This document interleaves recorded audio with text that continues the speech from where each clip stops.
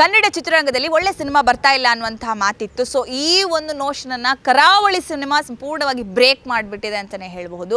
ಒಂದು ಒಳ್ಳೆ ಕಥೆ, ವಿಜುವಲೈಸೇಷನು, ಆ ಸ್ಕ್ರೀನ್ ಮೇಲೆ ಆ ಸಿನಿಮಾದ ವಿಜೃಂಭಣೆಯನ್ನು ನೋಡೋದೇ ತುಂಬ ಖುಷಿಯಾಗುತ್ತೆ. ಸೊ ರಿವ್ಯೂಗಳು ಕೂಡ, ರಿಯಾಕ್ಷನ್ಗಳು ಕೂಡ ಎಲ್ಲವೂ ತುಂಬ ಪಾಸಿಟಿವ್ ಆಗಿ ಬರ್ತಾ ಇದೆ. ಸೊ ಅದರಲ್ಲಿ ಇಡೀ ಸಿನಿಮಾದಲ್ಲಿ ರಾಜ್ ಬಿ ಶೆಟ್ಟರ ಒಂದು ಆ್ಯಕ್ಟಿಂಗ್, ಮಹಾವೀರನಾಗಿ ಒಂದು ಸ್ಕ್ರೀನ್ ಮೇಲೆ ದೊಡ್ಡ ಮೆರುಗನ್ನು ತಂದಿದ್ರೆ, ಅದಕ್ಕೆ ಈಕ್ವಲಿ ಮಿತ್ರ ಅವರು ನಟಿಸಿರುವಂತಹ ಮಹಾಬಲನ ಪಾತ್ರ, ಪ್ರತಿಯೊಂದು ಇಮೋಷನ್ನು, ಅಂದರೆ ಪ್ರಾಣಿಗಳೊಟ್ಟಿಗೆ ಇರುವಂತಹ ಒಂದು ಪ್ರೀತಿ, ಮತ್ತು ಕಾಮಿಕ್ ಸೆನ್ಸ್ ಆಗಿರ್ಬೋದು, ಅವರ ಒಂದು ಡೈಲಾಗ್ ಡೆಲಿವರಿ, ಬರೀ ಒಂದು ಆ ಸಿನಿಮಾದಲ್ಲಿ ಅವರು ತೋರಿಸಿರುವಂಥ ಸಾಕಷ್ಟು ಇಮೋಷನ್ಸು ತುಂಬ ಚೆನ್ನಾಗಿ ತೆರೆ ಮೇಲೆ ಮೂಡಿ ಬಂದಿದೆ. ಸೊ ಕರಾವಳಿ ಸಿನಿಮಾದ ಬಗ್ಗೆ ಮಾತನಾಡೋದಕ್ಕೆ ಇವತ್ತು ಜೊತೆಗೆ ಮಹಾಬಲ ಅಲ್ಲ, ನಮ್ಮ ಜೊತೆಗೆ ಇವತ್ತು ಮಿತ್ರ ಅವರಿದ್ದಾರೆ. ಸೊ ಬನ್ನಿ ಸರ್, ನಿಮ್ಗೀಗ ಹೊಸ ನಾಮಕರಣ ಆಗಿಬಿಟ್ಟಿದೆ ಮಹಾಬಲ ಅಂತ. ಸೊ ಎಷ್ಟು ಖುಷಿ ಆಗುತ್ತೆ, ಏನು? ಭಾಳ ಖುಷಿ ಇದೆ ನನಗೆ. ಕರಾವಳಿಯ ಮಹಾಬಲ ಅಂದರೆ ನನ್ನನ್ನು ಬಹುತೇಕ ನನ್ನ ಕ್ಯಾರೆಕ್ಟರ್ಗಳಾಗಿ ನನಗೆ ಗುರುತಿಸ್ತಾರೆ. ಸಿಲಿಲಲ್ಲಿಯ ಜಾಣೇಶ, ಅಧ್ಯಕ್ಷದ ಲಾಯರ್ ಗುಣವಂತ, ಆ ರೀತಿ ನನ್ನ ಪಾತ್ರವಾಗಿ ನನ್ನನ್ನು ಗುರುತಿಸ್ತಾ ಇದ್ದಾರೆ. ಬಟ್ ಇದು ಮಹಾಬಲ ಅನ್ನೋದು ಅವರೊಂದು ನಮ್ಮ ಕನ್ನಡ ಪ್ರೇಕ್ಷಕರ ಒಂದು ಎಮೋಷನ್ ಆಗಿ ನನ್ನನ್ನು ಅವರು ಆವರಿಸ್ಕೊಂಡಿದ್ದಾರೆ, ಮಹಾಬಲನನ್ನು ಆವರಿಸ್ಕೊಂಡಿದ್ದಾರೆ. ಮಹಾಬಲನ ಈ ಪ್ರತಿಯೊಂದು ಕ್ಯಾರೆಕ್ಟರೈಸೇಷನ್ಸ್ ಅವರಿಗೆ ಇಷ್ಟ ಆಗಿದೆ.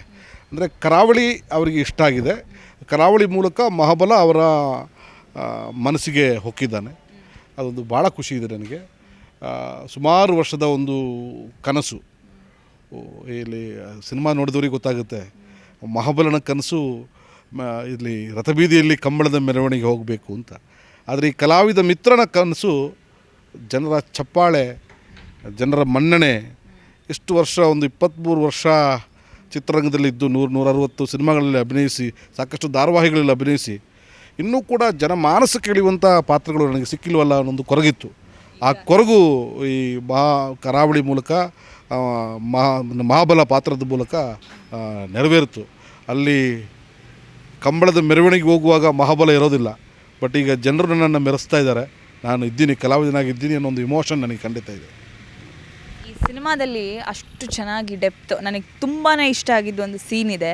ಸೊ ನಿಮ್ಮ ಏನು ಚಿನ್ನು ಮತ್ತು ಮುನ್ನು ಪ್ರಾಬಬ್ಲಿ ಅನಿಸುತ್ತೆ, ಅವ್ರನ್ನ ಕಡಿತಾರೆ, ಏನು ಬೇರೆ ವೇಯಿಂದ ಬಂದು ಕುರ್ಚಿಗೋಸ್ಕರ ಅದನ್ನು ಸಾಯಿಸ್ತಾರೆ. ಆ ಟೈಮಲ್ಲಿ ನೀವು ಬಂದು ಜೋರಾಗಿ ಕಿರ್ಚ್ಕೊಂಡು ಒಂದು ಸೀನ್ ಇದೆ ಸರ್. ಸೊ ಅದನ್ನು ನೀವು ಹೆಂಗೆ ತಯಾರಿ ಮಾಡಿಕೊಂಡ್ರಿ, ಯಾವ ರೀತಿ ಪ್ರಿಪ್ರೇಷನ್ ಹೇಗಿತ್ತು? ಆ ಒಂದು ಸೀನ್ ಅಂತೂ ತುಂಬಾ ಚೆನ್ನಾಗಿ ಮೂಡಿ ಬಂದಿದೆ. ಆಮೇಲೆ ಅದನ್ನು ಏನು ಸಮಾಧಿ ಮಾಡುವಂಥ ಸಂದರ್ಭದಲ್ಲೂ ಕೂಡ ಬೇರೆ ಬೇರೆ ಇಮೋಷನ್ಸ್ ಬರುತ್ತೆ. ಸೊ ಹೆಂಗೆ ಅದನ್ನು ಮ್ಯಾನೇಜ್ ಮಾಡಿದರೆ, ಅಷ್ಟು ನೈಜವಾಗಿ ಆ್ಯಕ್ಟ್ ಮಾಡೋದಕ್ಕೆ ಏನು ಸ್ಫೂರ್ತಿ, ಹೇಗೆ ಸಾಧ್ಯ? ಇದು all credits goes to Gurudatt Gadiga, ಡೈರೆಕ್ಟ್ರಿಗೆ. ಯಾಕಂದರೆ ಅವರು ಕರಾವಳಿ ಅನ್ನೋ ಸಿನಿಮಾ ಬರೆದಾಗ ಮಹಾಬಲ ಮತ್ತು ಕರಾವಳಿಯ ಬ್ಲೆಂಡಲ್ಲಿ ಬರೆದಿದ್ದು. ಕತೆ ನನಗೆ ನರೇಟ್ ಮಾಡಿದಾಗ ಮಹಾಬಲನ ಪಾತ್ರ ಮತ್ತು ಆ ಪಾತ್ರದ ತೂಕ, ಪಾತ್ರದ ಸುತ್ತಳತೆ ಮತ್ತು ಪಾತ್ರ ಏನು ಇಂಪಾರ್ಟೆಂಟ್ ಅನ್ನೋದು ನಾನು ಕೇಳಿದ್ರು. ನನಗೆ ಅವ್ರು ಹೇಳಿದ ತಕ್ಷಣ ನಾನು ಅದಕ್ಕೆ ಮಹಾಬಲನ ಪಾತ್ರಕ್ಕೆ ನಾನು ಪ್ರಿಪೇರ್ ಆಗಿಬಿಟ್ಟಿದ್ದೆ. ಚಪ್ಪಲಿ ಹಾಕ್ತಾ ಇರಲಿಲ್ಲ ಕಾಲಿಗೆ, ಒಳ್ಳೆ ಕಾಸ್ಟ್ಲಿ ಬಟ್ಟೆಗಳು ಅಥವಾ ಇನ್ನೊಂದು ಹಾಕ್ತಾ ಇರಲಿಲ್ಲ, ಬರೀ ಪಂಚೆ, ಶರ್ಟು. ಚೇರ್ ಹಾಕಿದರೆ ಸೆಟ್ಟಲ್ಲಿ ಚೇರಲ್ಲಿ ಕೂತ್ಕೋತಾ ಇರಲಿಲ್ಲ, ಚಾಪಿ ಹಾಕಿಲ್ಲ ಸೈಡಲ್ಲಿ ಕೂತ್ಕೊಳ್ಳೋದು, ಗ್ಲೂಬಿಯಾಗಿ ಒಂದು ಸೈಡ್ಗೆ ಹೋಗಿ ಕೂತ್ಕೊಳ್ಳುವಂಥ ಕ್ಯಾರೆಕ್ಟರ್. ಆಮೇಲೆ ಆ ಶೂಟಿಂಗ್ ದಿವಸ ಇದ್ದ ಕಾರಣ ಆ ಕೋಣಗಳು ನನಗೆ ಫ್ರೆಂಡ್ ಆಗಿದ್ದು. ನನಗೆ ಅದರ ಜೊತೆ ಒಂದು ಇಮೋಷನ್ ನಾನು ರೂಢಿಸ್ಕೊಂಡ್ಬಿಟ್ಟಿದ್ದೆ. ನಾನು ಅಷ್ಟು ಇಮೋಷನ್ ಇರುವಂಥ ಆ ಪ್ರಾಣಿ ಇನ್ನಿಲ್ಲ, ಅದು ನನ್ನ ಮುಂದೆ ಹೋಯ್ತು ಅಂತ ಹೇಳಿದಾಗ ಏನೊಂದು ರಿಯಲ್ ಆಗಿ ಏನು ಮಾಡ್ಬೋದು ಅದನ್ನು ನಾನು ಮಾಡಿದ್ದೀನಿ. ಬಟ್ ನನಗೂ ನೋಡಿದಾಗ ನನಗೂ ಕಣ್ಣಂಚಿಲ್ಲ. ನೀವು ಸಿನಿಮಾ ನೋಡಿದ್ರೆ ನಾನು ಮಾಡಿದರೂ ಕೂಡ ಕಣ್ಣಂಚಿ ನನಗೂ ನೀರು ಬಂತು, ನಾನು ಕೂಡ ಇಮೋಟ್ ಆದೆ ನಾನು. ಸೊ ಆ ಪಾರ್ಟಲ್ಲಿ ಎಲ್ರಿಗೂ ಕೂಡ ಈ ಪ್ರಾಣಿಗಳನ್ನು ಯಾರು ಪ್ರೀತಿಸ್ತಾರೆ, ಮನೆಯಲ್ಲಿ ಸಾಕು ಪ್ರಾಣಿಗಳ ಮೇಲೆ ಯಾರಿಗೆ ಒಂದು ಅಟ್ಯಾಚ್ಮೆಂಟ್ ಇದೆ, ಅವ್ರಿಗೆಲ್ರಿಗೂ ಕೂಡ ಒಂದು ನೋವಾಗುವಂಥ, ಅವರ ಮನಸ್ಸು ಕಣ್ಣಂಚಿನ ನೀರು ಬರುವಂಥ ಒಂದು ದೃಶ್ಯ. ಅದು ಭಾಳ ಅದ್ಭುತವಾಗಿ ಕಟ್ಕೊಟ್ಟಿದ್ದಾರೆ. ಆ ವಾತಾವರಣ, ಇಡೀ ವಾತಾವರಣ.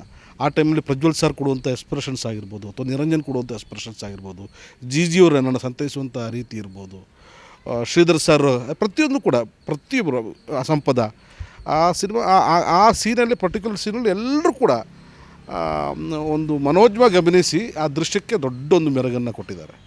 ಆ ದೃಶ್ಯದ ಗೆಲುವು, ಆ ಕರಾವಳಿ ಸಿನಿಮಾದ ಗೆಲುವು, ಇಡೀ ತಂಡದ ಗೆಲುವು ಅಂತ ಹೇಳಲಿಕ್ಕೆ ಇಷ್ಟಪಡ್ತೀನಿ.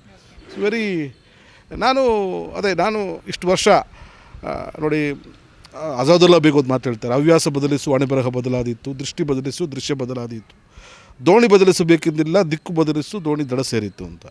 ಕಾಮಿಡಿ ಮಾಡ್ತಾಯಿದ್ದಂತ ನಾನು, ಕಾಮಿಡಿ ಬೇಡ ಸಿನಿಮಾ ಬೇಡ ಅಂದರೆ ನಾನು ಆಚೆ ಹೋಗಿಲ್ಲ. ಕಾಮಿಡಿಯನ್ನು ಬಿಟ್ಟು ಸ್ವಲ್ಪ ನನ್ನ ದಿಕ್ಕನ್ನು ಬದಲಾಯಿಸಿದೆ, ಜನರಿಗೆ ಅದು ಹತ್ರ ಆಗಿದೆ. ಹೌದು, ಇಲ್ಲಿವರೆಗೆ ನಾನು ಮಾಡಿದ್ದು ಬೇರೆ ಆದರೆ ಇದೊಂದು ಬೇರೆ ಒಂದು ಆಯಾಮವನ್ನು ಪಡ್ಕೊಂಡಿದ್ದೆ. ಎಲ್ರಿಗಿರುವಂಥ ಪ್ರಶ್ನೆ, ಸಾಮಾನ್ಯವಾಗಿ ಇದೊಂದು ಕರಾವಳಿ ಅನ್ನುವಂಥದ್ದು ಮಂಗಳೂರು ಸೀಮಿತ ಆ ಪ್ರದೇಶಕ್ಕೆ ಕರೀತಾರೆ. ಈ ಒಂದು ಕಥೆ ಮಹಾಬಲ, ಮಹಾವೀರ, ಕುರ್ಚಿಗೋಸ್ಕರ ನಡೆಯುವಂಥ ಸಂಘರ್ಷ, ಇದು ರಿಯಲ್ ಸ್ಟೋರಿನಾ ಅಥವಾ ಏನು ಅನ್ನೋದೊಂದು ಪ್ರಶ್ನೆ ಇದೆ. ಸೊ ಇದಕ್ಕೇನು ಹೇಳ್ತೀರಿ, ನಿಜವಾದ ಕಥೆನಾ ಅಂತ? ಇದು ಚಂದ್ರಶೇಖರ್ ಬಂಡೆಪ್ಪ ಅಂತೇಳಿ ಅವರ ಕಥೆ ಇದು. ಅವ್ರ ಕಥೆಯನ್ನು ಗುರುದತ್ ಗಾಣಿಗವರು ತಗೊಂಡು, ಅವರು ಕರಾವಳಿಗರಾಗಿರುವ ಕಾರಣ, ಅವರು ಯಕ್ಷಗಾನದ ಪರಂಪರೆ ಇರುವಂಥವ್ರು, ತುಂಬ ದೊಡ್ಡ ಕುಟುಂಬ ಅವರದು, ಯಕ್ಷಗಾನದ ಪರಂಪರೆಯ ದೊಡ್ಡ ಕುಟುಂಬ ಅವರು, ಕುಂದಾಪುರದ ಬೇಸ್ಡಿರುವಂಥ ವ್ಯಕ್ತಿ. ಅಲ್ಲಿಯ ಜಾನಪದ, ಅಲ್ಲಿಯ ಕಂಬಳ, ಅಲ್ಲಿಯ ಎಲ್ಲವೂ ಕೂಡ ಅವರಿಗೆ ಬೈಗೂಡಿದೆ. ಹೌದೌದು, ಖಂಡಿತ ಒಂದು ಸ್ಪರ್ಧೆ ಅಂದಮೇಲೆ ಅದು ಇದ್ದಿದ್ದೆ, ಸಂಘರ್ಷಗಳು ಬೇಕಾದಷ್ಟು ಇದ್ದಿದ್ದೆ. ಆ ಪ್ರತಿಷ್ಠೆಯ ಕುರ್ಚಿ ನನಗೆ ಬೇಕು, ನನ್ನ ಮನೆತನಕ್ಕೆ ಬೇಕು, ಅಥವಾ ನನ್ನ ವಂಶಕ್ಕೆ ಇರಬೇಕು, ಅದು ಬೇರೆಯವ್ರಿಗೆ ಹೋಗಬಾರ್ದು ಅನ್ನೋದು ಖಂಡಿತ ಇದ್ದೇ ಇರುತ್ತೆ. ಈಗ ರಾಜಕೀಯ ಗುದ್ದಾಟ ನೋಡ್ತಾ ಇದ್ದೀವಿ ನಾವು. ರಾಜಕೀಯದಲ್ಲಿ ಕುರ್ಚಿಗೋಸ್ಕರ ಎಷ್ಟು ಜನ ಓಡಾಡ್ತಾರೆ. ಅದು ರಾಜ್ಯ ಮಟ್ಟಕ್ಕಾದರೆ, ಒಂದು ಹಳ್ಳಿ ಮಟ್ಟದಲ್ಲಿ ಒಂದು ಖಂಡಿತ ಒಂದು ರಿಯಲ್ ಸ್ಟೋರಿ ಎಲ್ಲ ಈ ಥರ ಕಥೆಗಳು ನಡೆದಿದೆ. ಅದನ್ನು ಅವರು ಕಥೆಯಾಗಿ ಅದನ್ನು ಸಿನಿಮೆಟಿಕ್ ಆಗಿ ಅದನ್ನು ತೋರಿಸಿದ್ದಾರೆ, ದೃಶ್ಯವಾಗಿ ಅದನ್ನು ತೋರಿಸಿದ್ದಾರೆ. ಇದು ಏನೋ ಸ್ಟೋರಿ ಮತ್ತು ಡೈಲಾಗ್ಗಳು ತುಂಬಾ ಚೆನ್ನಾಗಿ ಮೂಡಿಬಂದಿದೆ. ಸೊ ಪ್ರತಿಯೊಂದು ಇದರಲ್ಲೂ ಕೂಡ ಅರ್ಥವನ್ನು, ಎಸ್ಪೆಷಲಿ ಯಾವ ಸೀನ್ ಅಂತ ಹೇಳಿದರೆ ಅಷ್ಟಮಂಗಲ ಪ್ರಶ್ನೆ ಹಾಕುವಂಥ ಸಂದರ್ಭದಲ್ಲಿ ಅವ್ರು ಹೇಳುವಂಥ ಪ್ರತಿಯೊಂದು ಡೈಲಾಗ್ ಕೂಡ ತುಂಬಾ ಕನೆಕ್ಟ್ ಆಗುತ್ತೆ. ಪ್ರತಿಯೊಂದು ಲೈನ್ಸ್ ಕೂಡ ತುಂಬಾ ಚೆನ್ನಾಗಿದೆ. ಯಾವುದು ಸಮುದ್ರಕ್ಕಿಂತ ದೊಡ್ಡದು ಯಾವುದು, ಭಾಳ ಅದ್ಭುತವಾಗಿ ಇದೆಲ್ಲ ಅಪ್ಪು, ಇದು ಒಂದು ಕಲೆಕ್ಟಿವ್ ಆಗಿ ಮಾಡಿದಂಥದ್ದು. ಅಪ್ಪು ಅಂತೇಳಿ ನಮ್ಮ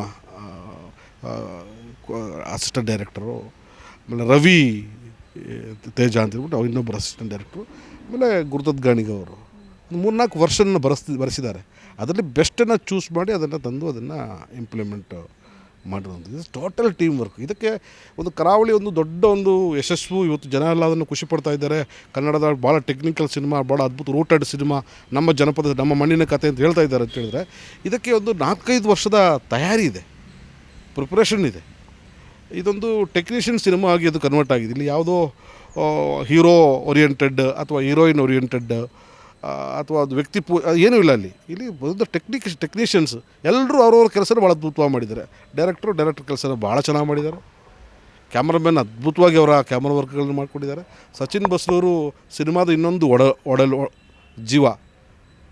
ಅಲ್ಲಿ ಆ ಮ್ಯೂಸಿಕನ್ನು ಬ್ಲೆಂಡ್ ಮಾಡಿದ ರೀತಿ, ಆ ಕಾಳೆ ಕೊಂಬು, ಇನ್ನೊಂದು ಆ ಎಲಿವೇಷನ್ಸ್, ಆ ವೇರಿಯೇಷನ್ಸು, ಆ ಸೌಂಡಿಂಗ್ ಪ್ಯಾಟ್ರನ್ ಎಲ್ಲವೂ ಕೂಡ ಬೇರೆ.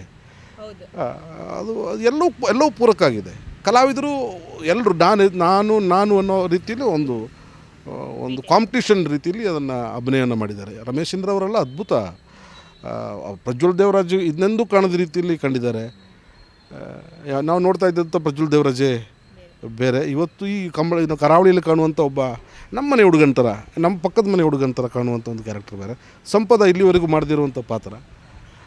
ರಮೇಶ್ ಚಂದ್ರ ಅವರು ಸಾಕಷ್ಟು ಸಿನಿಮಾ ಮಾಡಿದ್ರು ಕೂಡ ಈ ಥರ ಒಂದು ದನಿಗಳ ಪಾತ್ರವನ್ನು ಭಾಳ ವಿಶೇಷವಾಗಿ ಮಾಡಿದ್ದಾರೆ. ರಾಜ್ ಬಿ ಶೆಟ್ಟಿ ಅಂತೂ ಸಿನಿಮಾದ ಬ್ಯಾಕ್ಬೋನ್. ಅವರು ಅಲ್ಲಿವರಾಗಿರೋ ಕಾರಣ ಆ ಪಾತ್ರದಲ್ಲಿ, ಮಹಾವೀರನ ಪಾತ್ರದಲ್ಲಿ ಅವರು ಜೀವಿಸ್ಬಿಟ್ಟಿದ್ದಾರೆ. ಒಂದೊಂದು ಶಾಟ್ಗಳು 5 ದೃಶ್ಯಗಳನ್ನು ನರೇಟ್ ಮಾಡ್ತಾ ಹೋಗುತ್ತೆ. ಅದು 5 ದೃಶ್ಯದಲ್ಲಿ ಒಂದು ಬಿಲ್ಡಪ್ ಆಗಬೇಕಾದ ಕ್ಯಾರೆಕ್ಟ್ರನ್ನು ಒಂದು ಶಾರ್ಟಲ್ಲಿ ಅದನ್ನು ಅವರು ತೋರಿಸ್ತಾರೆ. ಅವರ ಗೆಸ್ಚರು, ಅವರ ಪೋಸ್ಟರು, ಅವರ ಬಾಡಿ ಲ್ಯಾಂಗ್ವೇಜ್, ಒಬ್ಬ ಕಂಬಳ ಓಡಿಸುವ ಒಬ್ಬ ದಂತಕಥೆಯ ಬಾಡಿ ಲ್ಯಾಂಗ್ವೇಜ್ ಹೆಂಗಿರಬೇಕು ಅದಕ್ಕೆ ಅವರು ಸೂಟ್ ಆಗಿದ್ದಾರೆ.